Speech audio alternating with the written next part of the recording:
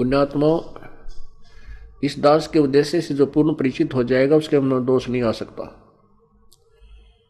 यदि कोई 10 रुपये दान करता है, उसके मन में दोष रहता है कि कहीं दुरुपयोग ना होता हो तुम्हारा दिया पैसा, तो वो दान नहीं, वो तो आपका अभिमान है और वो किया हुआ कराया सारा व्यर्थ है। इस दास का उद्देश्य है कि आपको मांझ धो के स्वच्छ करके और फिर परमात्मा की या भक्ति समाने योग एक पात्र बनाऊं और फिर राम नाम की आपके अंदर ये कमाई करवा करके सतलोक ले चलूं। आप कोई दान नहीं कर सकते, आप हाथ से सेवा भी नहीं कर सकते जब तक परमात्मा राज्य नहीं है। एक आदमी का रंग मार गया, बता करके दिखाओ सेवा कैसे करेगा। परमात्मा की शक्ति से ये कठपुतली चल रही है, ये हाड़ चाम का बना हुआ पुतला जब प्रभु की दी हुई शक्ति से निकल जाएगी ये नहीं चल सकेगा। कोट यत्न करना।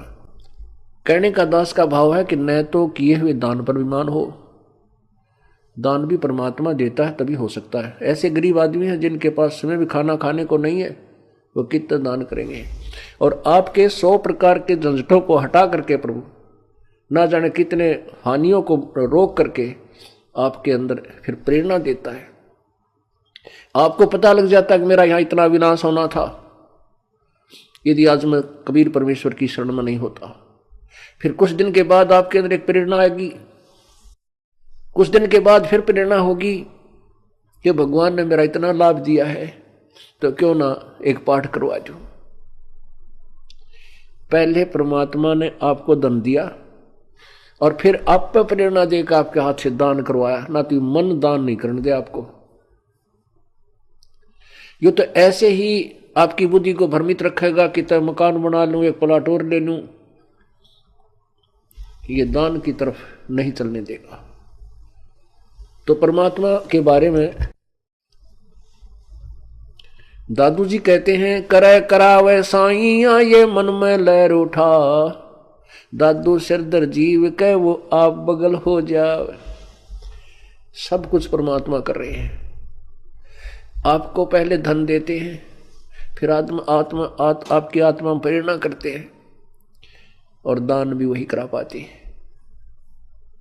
दान के विषय में प्रभु ने कहा है कि इस हाथ में ले रखा हो ना, दान देने के लिए तैयारी कर रहा हो इस हाथ से, तो इस समय भी मत पलटना, इतने में मन बदल जाएगा, तुरंत छोड़ देना। नहीं तो यू काल दान नहीं करने देगा, धर्म नहीं करने देता, यू पाप करवाओ नरे।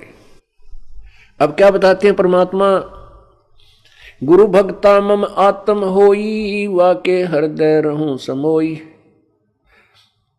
68 तीर्थ परम ब्रह्म आवे है, सो फल गुरु के चरणा पावे, 10वां अंश गुरु को दीजै, जीवन जन सफल कर दीजै। अब 10वां अंश गुरु को दीजै। परमात्मा का नियम है कि 10वां अंश गुरु को दे। आप जितने भी हैं श्रद्धालु हैं, इनमें से 1-2 को छोड़कर मुझे नहीं लगता कि 10वां अंश आप दान कर पा रहे होंगे। फिर भी कर रहे हो, ये तो मैक्सिमम बता दिया भगवान, यानी ये तो कम से कम है, मिनिमम। फिर भी आप जितना जैसा करोगे वैसा मिलता ही रहेगा। और फिर भी आपको कितना लाभ हो रहा है। यदि आप परमात्मा के नियम को पूर्ण रूप से निभा सके तो कहना ही क्या है। और फिर देखना, परमात्मा कहते हैं, धर्म तो धसके नहीं ये धसके तीनों लोक, खैरायत में खैर है वही कीजिए आत्म पोख। चढ़ी चौंच भर ले गई नदी न घट्यो नीर, दान दिए धन घटे नहीं नो कह रे साहिब कबीर। परमात्मा अपनी शक्ति अपना साइन कर रहे हैं। कहते हैं आप जो दान करते हो ऐसा है जैसे बहती दरिया में चिड़िया ने एक चौंच भर ली हो पानी की, उससे जल नहीं घटा। और दान देने से धन कभी कम नहीं हो सकता। कहते दान धन चाहे तो दान कर, और मुक्ति चाहे जप नाम। आपने संसार में रहना है और काल के जाल से पार होना है।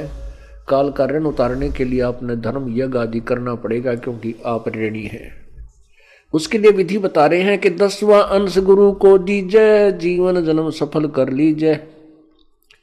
फिर दान करे तो पूरे संत के बिना कोई भी धर्म नहीं करना चाहिए, कोई भी धार्मिक अनुष्ठान नहीं करवाना चाहिए।